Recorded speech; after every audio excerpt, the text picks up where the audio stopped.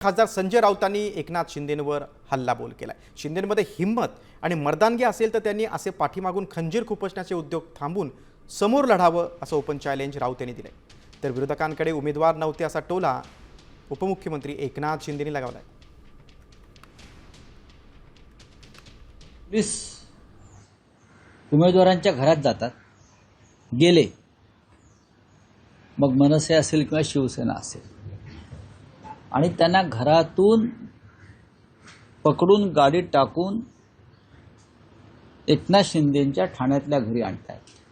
याचा अर्थ तुम्ही शिवसेनेला किंवा मनसेला घाबरलेला, तुमच्या समोर ते लढायला नको आहे। एकनाथ शिंदे यांच्यामध्ये हिम्मत आणि मर्दानगी असेल तर ते असे उद्योग करणार नाही, पण त्यांनी आयुष्यभर असेच पाठीमागून खंजीर खुपसण्याचे उद्योग केलेले आहेत। लोकसभेत जेव्हा जिंकले तेव्हा ते सगळ्या ईव्हीएम चांगल्या होत्या, निवडणूक आयोग चांगला होता, सगळं चांगलं होतं। हरल्यानंतर सगळं वाईट होऊन जातं। ही दुटप्पी भूमिका आहे।